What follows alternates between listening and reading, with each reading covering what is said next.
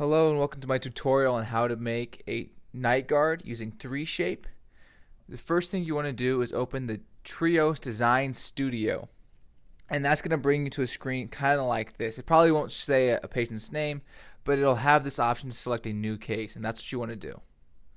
Allow it to load, and then you're going to be given two options, either in-house or UNMC College of Dentistry Lab. Now, if you choose UNMC College of Dentistry Lab, you won't be able to export the file at the end. You probably will be able to send it to another laboratory somewhere else, but we want to make our own night guards and print them here at the school. So we're going to choose in-house. That allows us to export the DCM file at the very end. The next thing you want to do is you choose Appliance, Splint, and it's click on any tooth in the dentition and it'll bring it up. Now, at this point you have two options. Either you can import a scan that you've made previously, or you can work through the scan workflow. Now, the scan workflow, in my opinion, is another video on its own. So we're just going to import a file that I had done previously. So the next thing you want to do is you want to choose your occlusal scheme.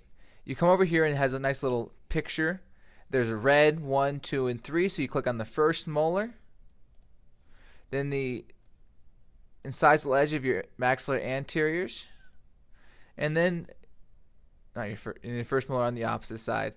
And here we are. You kind of see that look like that, and that's about where your occlusal, your line of occlusion is.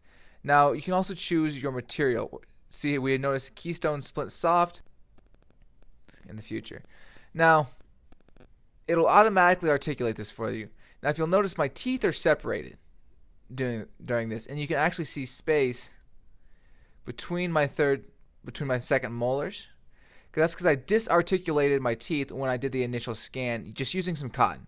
I just bit down on some cotton on my anteriors, and then on my bite registration scan I just bit down on the cotton and kind of seated my jaw in a comfortable position, dislodging my back molars, and that's how we produce this.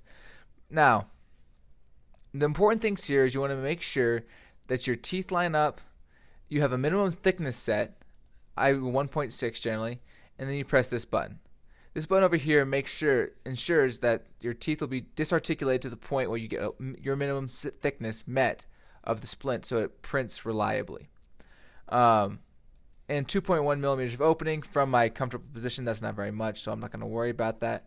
And then you want to lock your jaw position. That keeps it same throughout. And that's kind of the most important part at this point. This button, all it does is it just articulates the teeth so you can kind of watch them go through and make sure they never touch through any of the movements.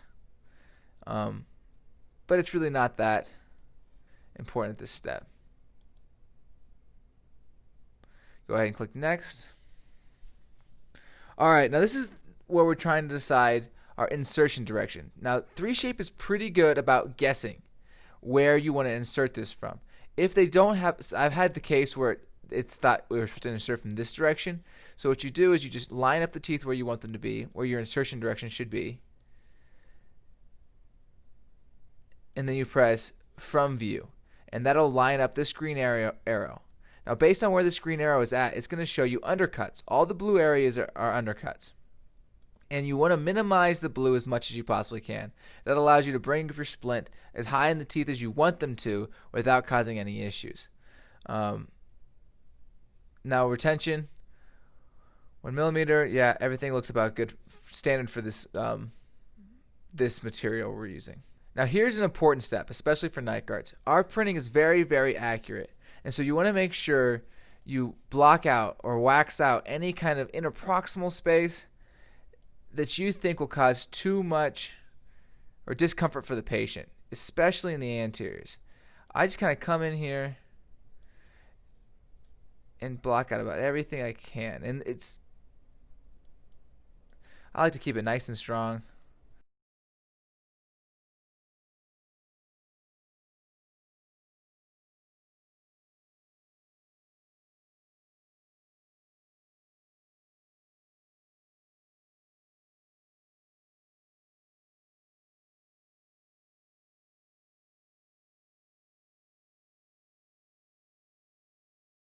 Alrighty, that looks good to me.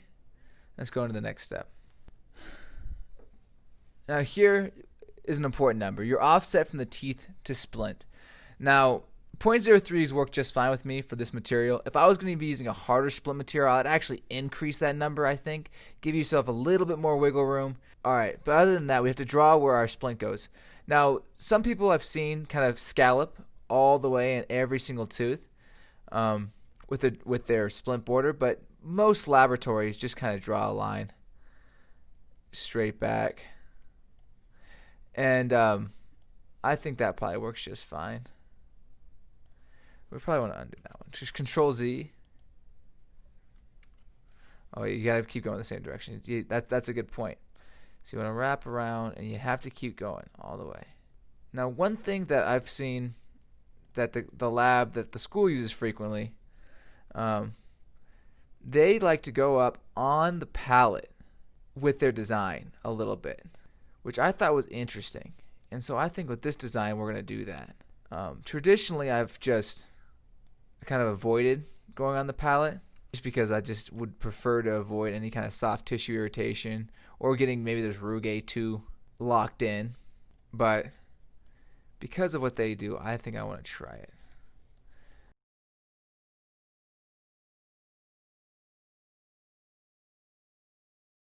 All right. Goes all the way around the teeth, includes most of the crowns. You want to avoid, if there's major undercuts, you want to stay outside of the blue area with your line, just to prevent the thing getting locked in. But if you're under a little bit, it's really not that big of a deal, just the way it is. 0.03, again, will be fine with this material. I would increase it if you were using a harder material. All right, next step. All right, here. This is probably one of the most important steps. You have three options on how to extend your splint down to the point of contact, because you want to make sure every tooth is contacting the splint to prevent super eruption and just comfort for the patient. So, but you also have to maintain that you want anterior guidance. You want your posterior teeth to dislodge as they move their jaws around, as they bruxate or whatever. So what I usually do is I follow the opposing cusps, rise to the antagonistic cusp tip, and I paint that in up to the premolars on both sides.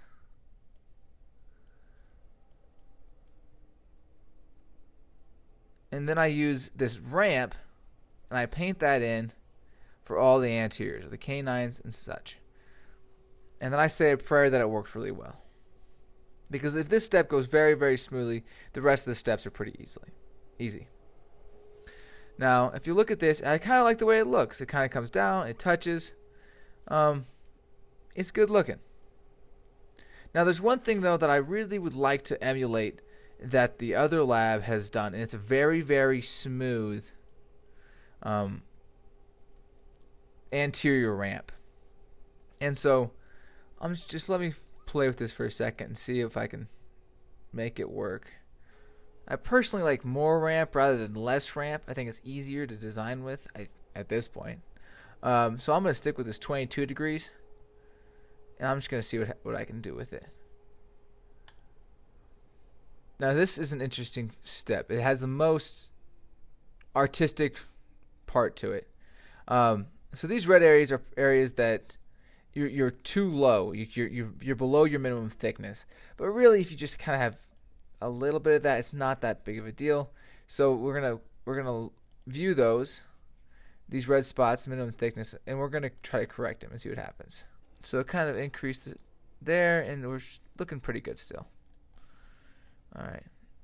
If you press down on your wheel on your mouse, you can slide it. If you right click, you can rotate it in any direction. And if you roll down with your wheel, you go out, and in with your wheel, you go forward. All right. And then these are shortcuts to get to certain positions. If you look at this, I don't love the way that is, but it could be worse. All right, so now what I'm looking for is I want to see where the teeth are touching. So what I'm going to do is I'm going to press this play button, and this shows your guidances. Now if you see, this shows a lot of good guidance, except for not right there so much, and we have too much on these posterior teeth, if you notice. So what we're going to want to do is we're going to want to take that down. The first way you can do it is by doing this automatic correction. This will kind of automatically edit it and try to optimize those guidances, at least from my understanding. And we still have some thin design, but by 0.08 millimeters, it's probably not that big of a deal. So we're going to replay this. So it kind of doesn't want me to have too much guidance there. So it's kind of gotten rid of some of these guidances. Alright, I think that's good. This seems like a good button to press. We're going to press that button. Watch it again. Nice guidance there. Nice guidance here. Get a little protrusive guidance. A little bit. It definitely disarticulates. Right there. Right there. Now what I'm going to try to do is try to go in and try to remove any premolar guidances. So I'm going to come in here with the remove tool. We're going to make it a little bit smaller. We're just going to kind of paint.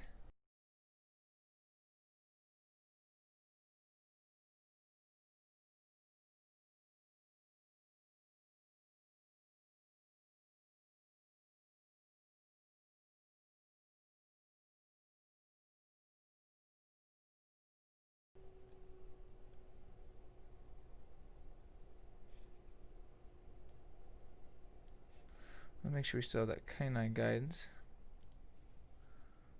Good job. Good. Touch in there. I would like to add a little bit here.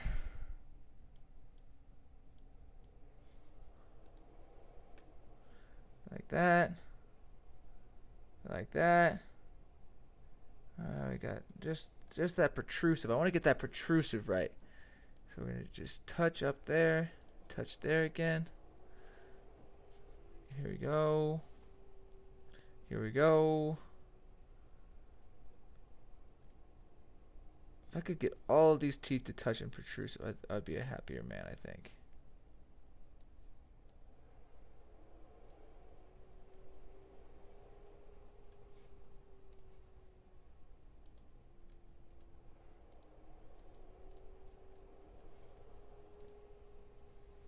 See, I don't want these anteriors touching laterally, though. Not quite what I want. We're going to try this button again and see what happens. Alright.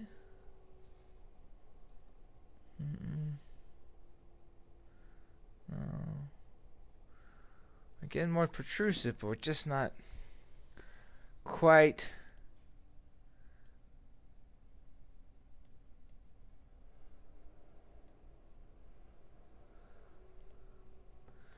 That's better. A little better.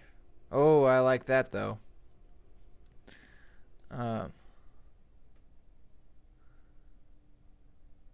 as of now, we got this premolar touching still, which I could do without.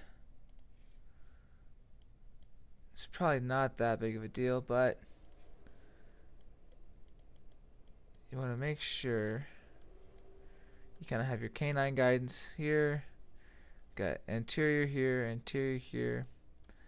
And a little bit of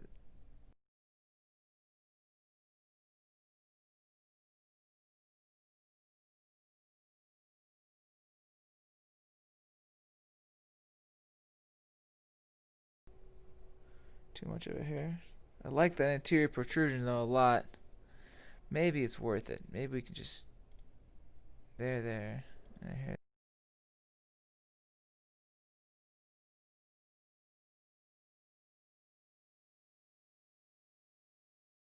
Alright, I like it. We're going to call it. We're going to just accept that 0.08, and then we're going to go to the next step.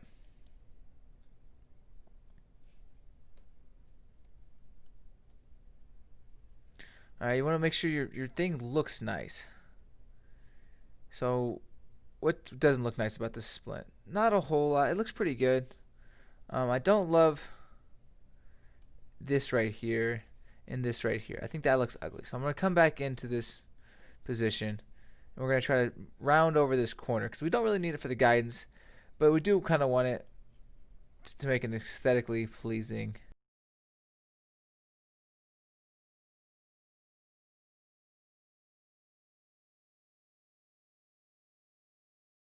We're going to accept that again, and we'll go back to next.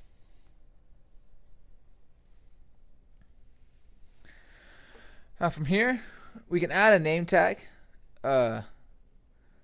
just gonna go like that, add, put it on there. Like, this would be like in case you had lots of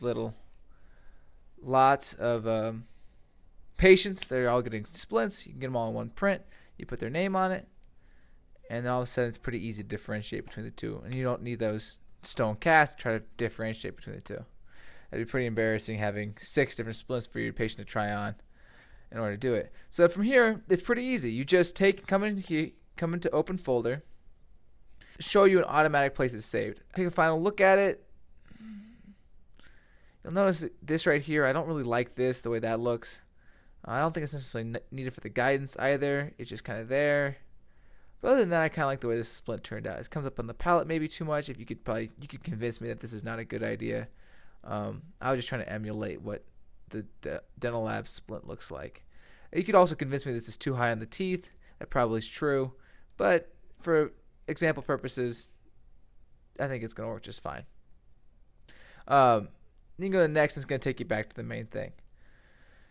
Now the next step is you're going to want to come down to here and open RayWare. At this point, you want to go into your files and find the splint.dcm file that you just created using 3Shape. We're going to double click on that, and it's going to automatically open the software called RayWare. It's by Sprint Ray, and it's how you design, the print field for the Sprint Ray printers found here downstairs at UNMC College of Dentistry. Now there's 2 main positions you can choose when printing this splint. Either you want to print near vertically with the anterior facing down, which is what is recommended by the company,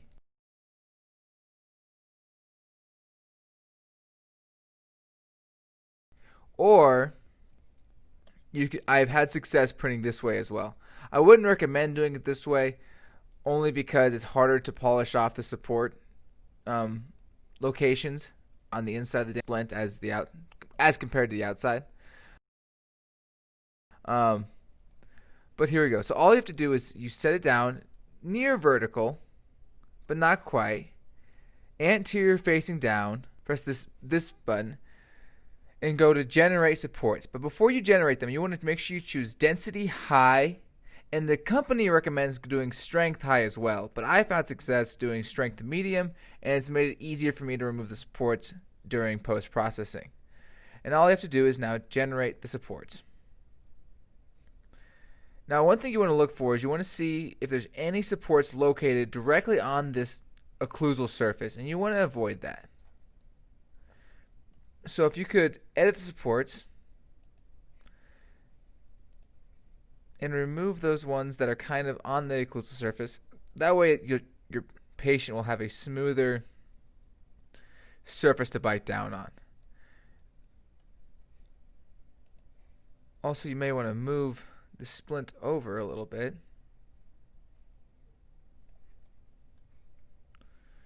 so that your supports aren't limited by the edge of the printer. So I like to put it right in the middle. All right.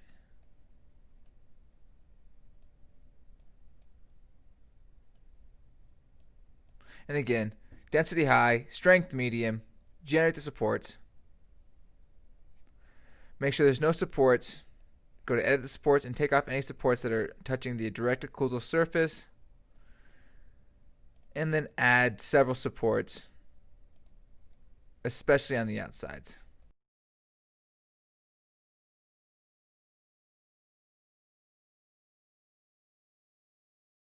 Alright, I think that looks pretty good. Now the last thing you have to do is just come to here and make sure this says Keystone Key Splint Soft at 100 micron printing length, Pro 95. As long as it says that, you should be good. If not, you just click this button and you can edit the material and stuff within there. And finally, just press the print button, a window will pop up, and press print in the bottom right corner, and you're good to go. It'll automatically go from there. And that's how you design a night guard using 3Shape and Sprint Ray printers. Thank you very much for listening. Have a great day.